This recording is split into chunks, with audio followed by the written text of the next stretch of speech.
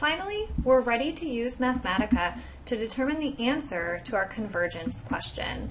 And as we discussed at the end of the last video, the answer for us lies with tables.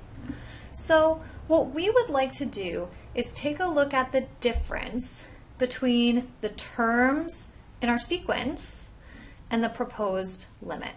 So we want to take a value like 1 over n factorial. We want to subtract from that our proposed limit. We then need to wrap absolute values around that difference in order to account for the fact that in general we may be approaching the limit of our sequence from above or from below in different contexts.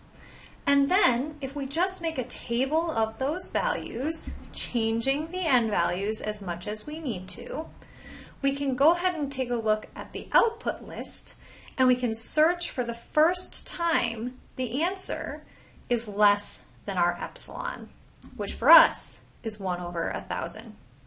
So what we're going to do is just copy and paste what we were looking at in the previous example and modify it so that this table is showing us what we would like to see instead of just the sequence values. What we would like to have is the term in the sequence minus our proposed limit. And the limit of this sequence is 0.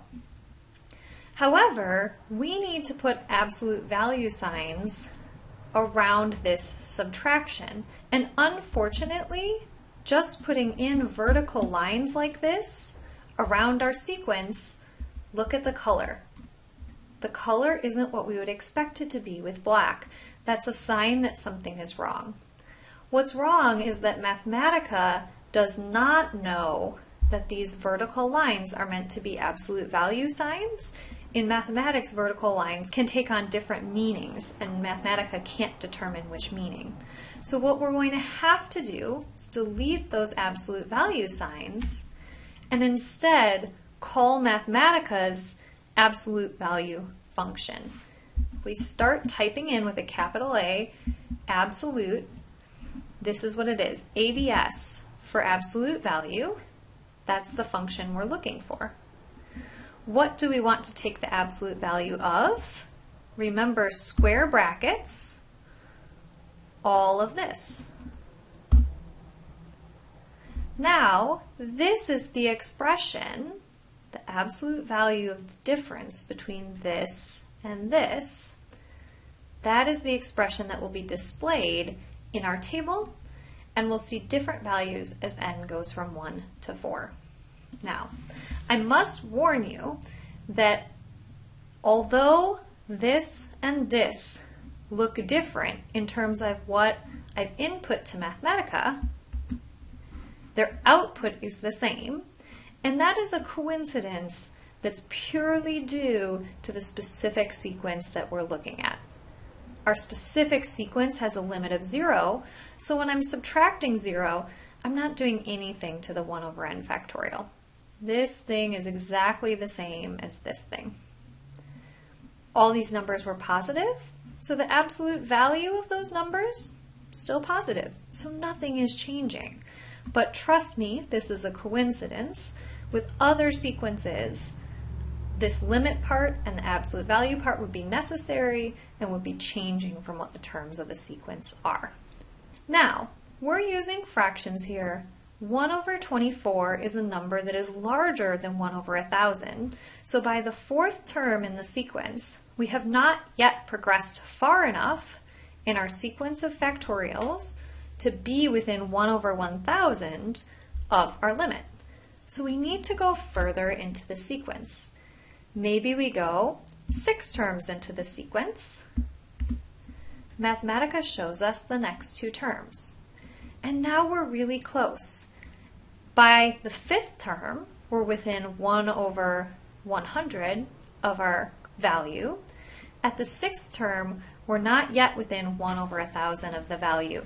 But if we go a little bit farther, maybe 2 more terms, on this 7th term of the sequence, you can see that we're at 1 over 5,000, which is a number that is smaller than 1 over 1,000.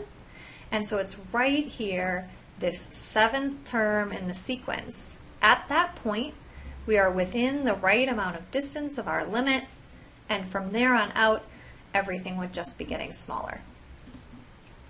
One last note about Mathematica here. Because Mathematica is very precise mathematical software, it will give you exact answers by default always, unless you force it to give you decimals.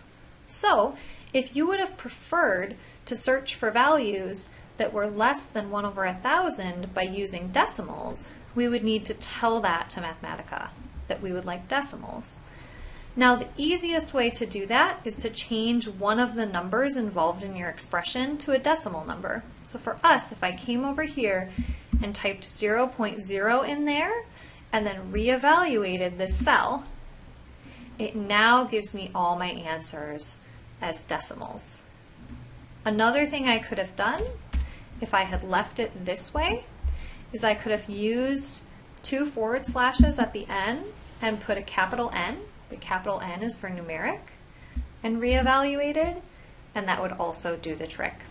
So really easiest way, go into here, make one of the values in your expression a decimal. That'll do it for you.